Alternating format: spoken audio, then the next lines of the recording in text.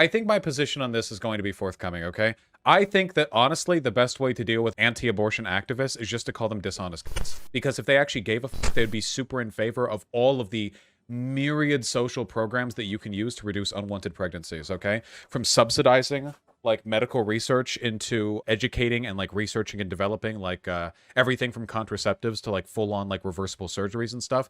Can you imagine if, like, legit, like, wouldn't this be the best imaginable world? What if, like, when you're getting your vaccine shots or something, when you're, like, 10 or 12 or whatever, one of the shots just, like, it just, like, makes you, like, infertile if you keep it up once a year, and you can just stop taking it when you want. Wouldn't that, in and of itself, just immediately eliminate? Like, if you could do that with no potential side effects or whatever, or just something like that, that would conceptually fix, like, the entire issue. That's called birth control? Yeah, I know. I'm talking about birth control.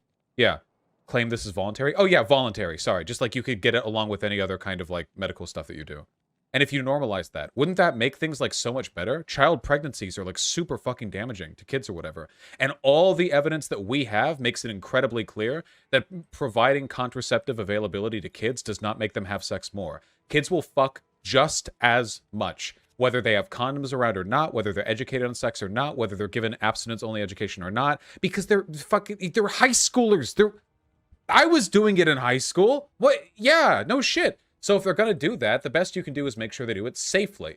But conservatives don't give a fuck about safe practices or improving the lives of kids or making things better for, like, the unborn or whatever. What they care about is punishing women who have sex. Let's be fucking real. That's what they care about. Because the reason they only focus on this shit, the reason they hyperfixate on this particular avenue for addressing what they consider to be a great moral wrong, is because this is the one that allows them to be moralistic and punitive towards groups of people they don't like, okay? That's it. That's the only reason. Because if it weren't for that, they would be massively in favor of anything you could do to stop unwanted pregnancies. Instead, they do the opposite. They advocate for things that increase unwanted pregnancies, like abstinence-only education. It is objectively, provably a contributor to that, and they advocate for it anyway.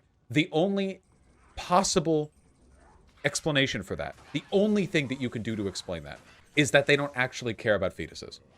They only care about punishing women who have sex. That's it. The idea that, like, forcing women to give birth is going to lead to happier adoptive families is so fucking stupid. A lot of kids from Haiti are adopted in the US. Good!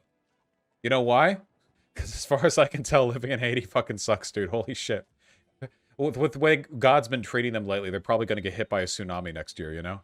Save them. Save them from whatever the fuck is coming to that place next. Jesus Christ. Wow, I just had another sick idea.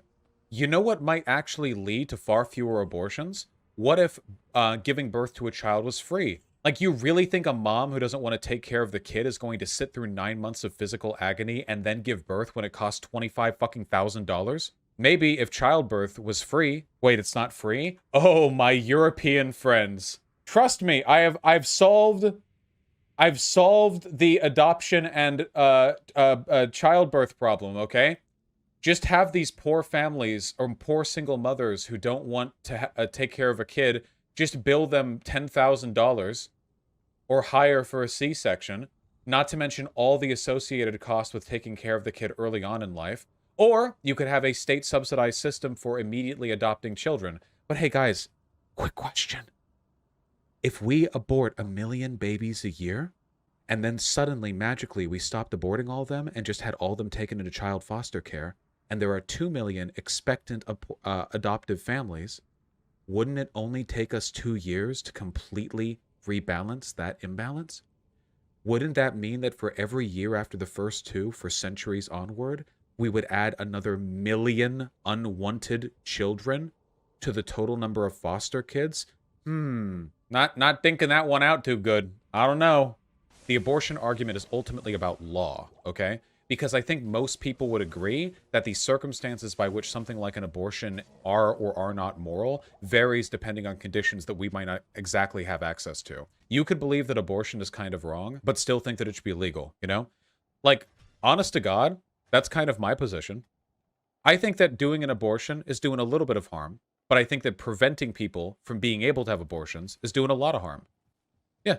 Like, yeah, to me, the legal prevention of abortion causes way more harm than any potential, like, than allowing people to do abortions ever could by far. Because my position is that personhood is an emergent characteristic which arises from our conscious experience with the world. Or, to put it another way, you could say that a fetus is a life, but not really a person.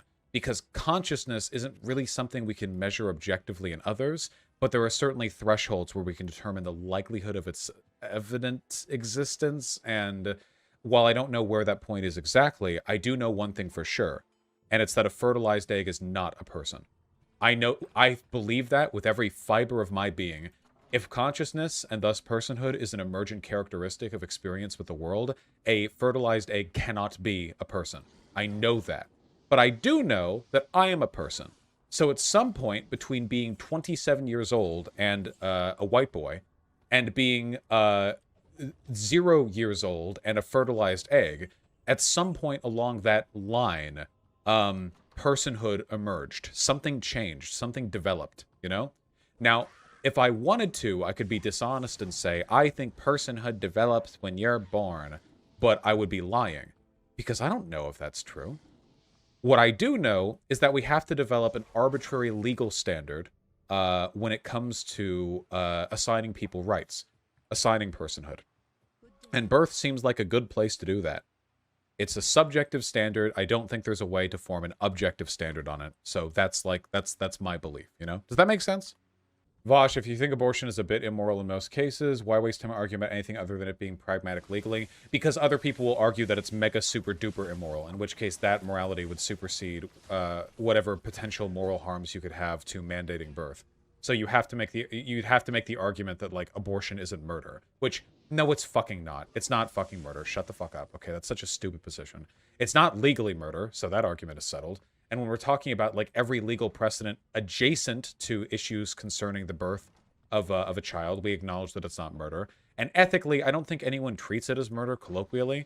Like, the reasons why murder is wrong, like, do you guys seriously think murdering people is bad because people are people? That it's some kind of tautology that human beings are just innately deserving of something?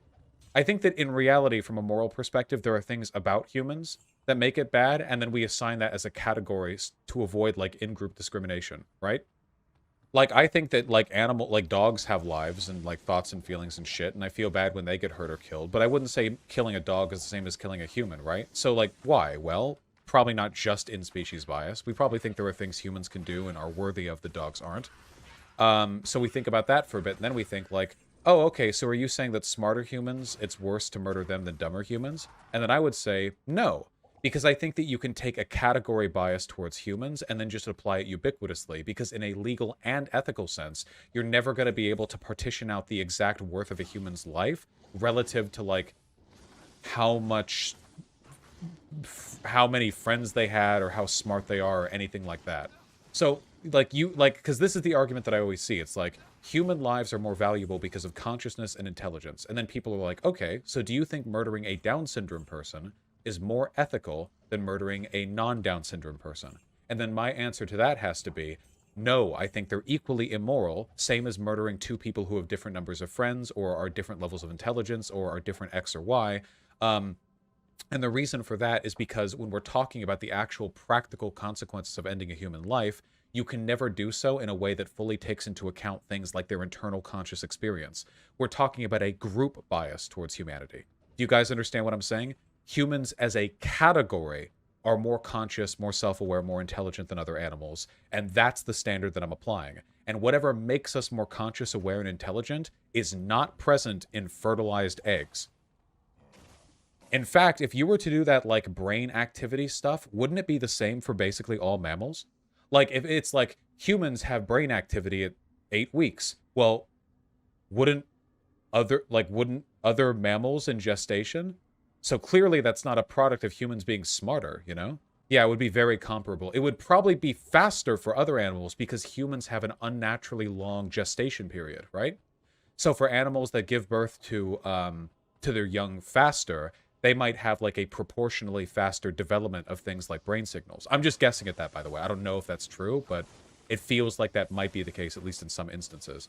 Would you argue that faster brain development in a, like, fetus means that species is more worthy of moral consideration? Because I'm pretty sure that, like, mice are, have faster brain development than humans, like, in the womb. They have to. They get born super fast, right? So, yeah. Would it be fair to define a human as someone with their own identity? So, it depends on whether you mean human colloquially or, like, specifically. Human is just the term we have for Homo sapien sapien, which is the speciation that we belong to. In which case, you would say that, like, a fetus belongs to that category. Like, a fetus would be a Homo sapien sapien, like, species-wise, right? Like, we would all agree to that. So that would be a human. But a lot of people also use human to mean personhood. Like, for instance, the term somebody's humanity, right? When we say something has a lot of humanity, we're not actually referring to how human it is. All humans are equally human, after all, in the speciation sense. And the term humanity, or how much humanity something has, in sci-fi is often used to refer to non-human things, or like in fantasy or whatever, right? So we clearly don't mean it, like, colloquially as a reference to species distinction. We're clearly talking about something else here. And the thing we're talking about is personhood.